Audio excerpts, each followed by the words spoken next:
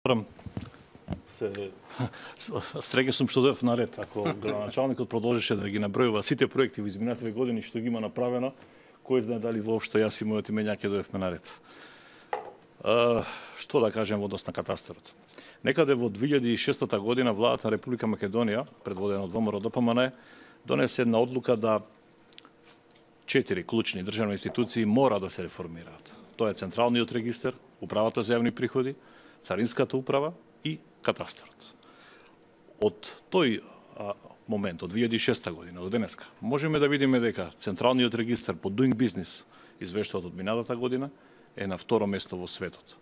Управата за јавни приходи, преку својата академија, дава веќе консултантски услуги за сите регионални управи за јавни приходи. Царинската управа на Република Македонија е поврзана на европскиот систем за царинење, иако Република Македонија не е членка на Европската унија.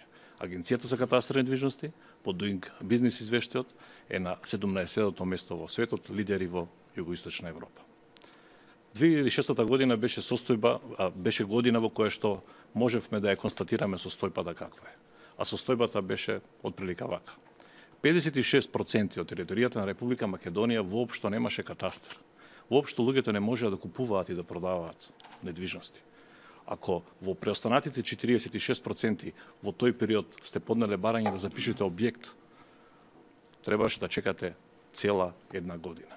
Во рамките на Скопје, на градот Скопје, град со 600.000 жители, можете да замислите дека имаше само еден шалтер, едно шалтерско место за цело Скопје. Тоа беше состојбата која што беше во 2006 година. Изминативе 10 години со многу проекти, со макотрпна работа на целиот менаџмерски тим на катастарот се реализираа многу проекти. Само за неполни 6 години се воспостави катастар на целата територија на Република Македонија и веќе од 2012 година наваму на било кој дел од Република Македонија може да се купува, може да се продаваат недвижности, може да се издаваат под хипотека, под залог и така натаму. Клучно за развојот на катастарот секако беше и воведувањето на електронскиот катастар. Во 2010-та го воведовме во Скопје, а потоа, заклучно со 2012 година, го воспоставивме на целата територија на Република Македонија.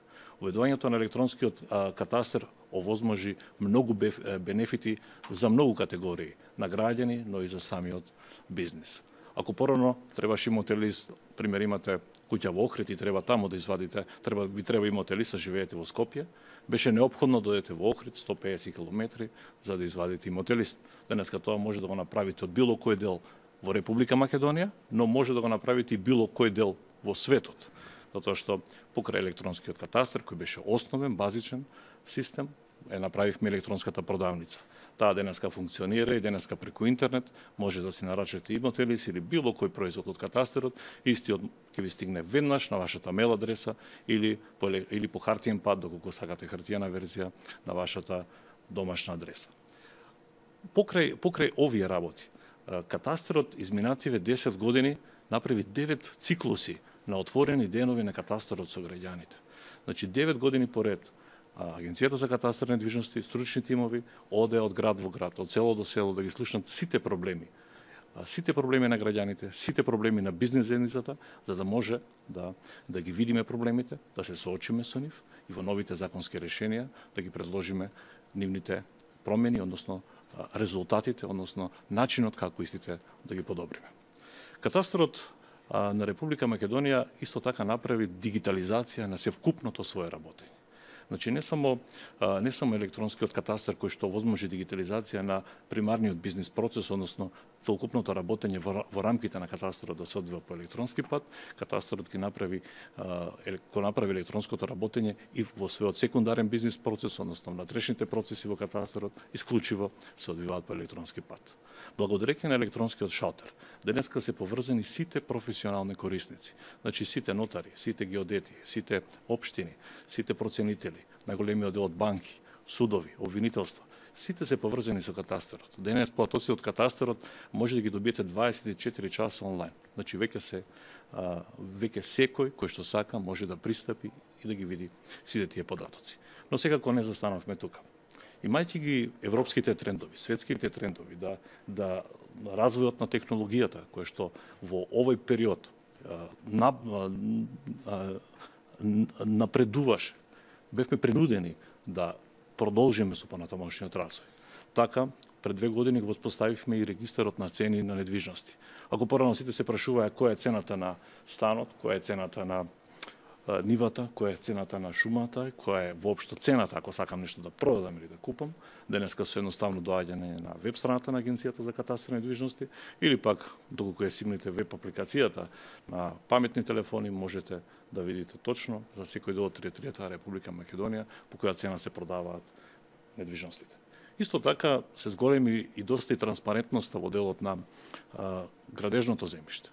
Значи, миналата година го воспоставивме системот заедно со Министерството за транспорт и врски, системот кој возможи да секој урбанистички план, што е донесен во Република Македонија, да влезе во регистарот на градежно земјиште и на транспарентен начин, преку веб порталот на Агенцијата за катастар на недвижности, секој граѓанин, секој бизнисмен од земјата, од странство, да може да пристапи, да ги види податоците, да види што е предвидено да се гради, да види која е околината, да види кој е собственик на земјиштето и така натаму и така натаму. Доаѓаме сега во еден период кога сите овие проекти, сите овие работи кои што се направија во изминатиот период треба да продолжат. Ако ја погледнеме програмата на новата влада, можеме да видиме дека во истата, во делот на катастарот има 4 проекти. Тоа е да се донесе закон за геодетска дејност, да се направи адресен регистар, да се направи регистар на просторни податоци и да се намалат цените на услугите на катастарот. Значи има 4 проекти кои што во овој момент сега ќе ги пробам да ги елаборирам. Од овие 4 проекти, националната инфраструктура на просторни податоци е проект кој што во катастарот е веќе завршен.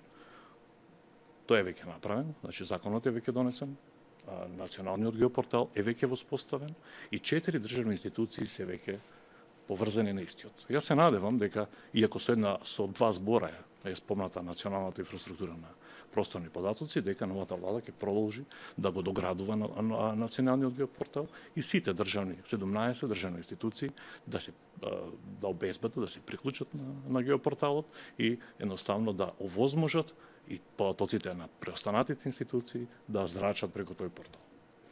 Во однос на адресниот регистар, морам да кажам дека Европската Унија во 2014 година ја донесе деталната спецификација на адреси на Европската Унија и секако во соработка со Министерството за транспорт и врски, со Министерството за внатрешни работи, Централниот регистар, единиците на локална самоуправа, заедницата на единиците на локална самоуправа, веднаш ще пристапи кон усогласување на македонското законодавство со законодавството на Европската Унија.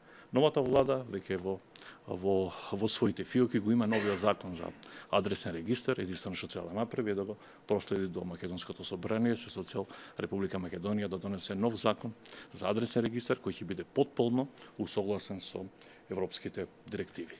Секако не застанавме тука во делот на адресниот регистар, согласно насоките од владата, започна реализација на пилот проект кој што е во фаза на реализација.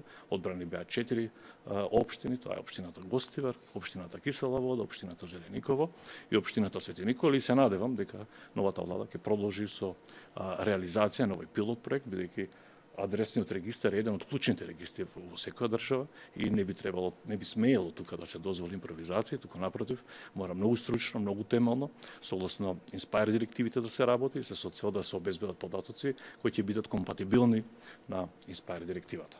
За оваа цел обезбедивме и голема помош од нашите пријатели од Шведска и од Холандија, така да во поддршка на целиот проект веќе се обезбедени и стручна експертска помош од катастарот во Шведска и од холандскиот катастар. Друга работа која што беше предвидена е законот за геодетска дејност.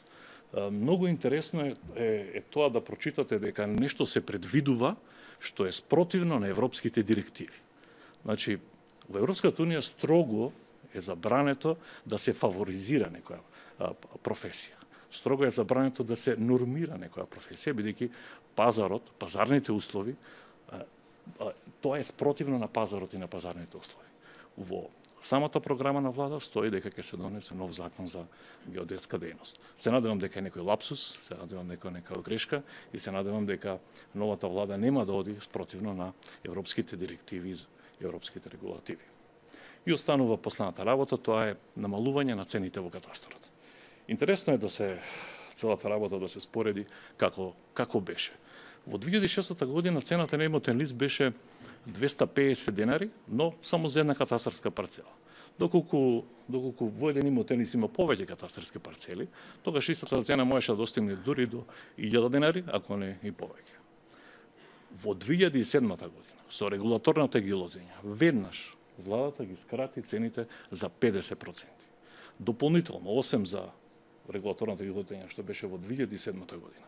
Во 2010 година катастарот направи ново намалување на цените на услугите од 10 до 72%, а пред 2 години, благодарејќи на тоа што катастарот направи сеопшта дигитализација на своите податоци, за сите електронски производи што ги издава, ги намали цените за дополнителни 20%. Така денес, ако имотниот лист во 2006 може да достигне дури 1000 денари, денеска е фиксна цената, за електронски имотен лист цената е 150 денари, а за хартиениот имотен лист е 180 денари.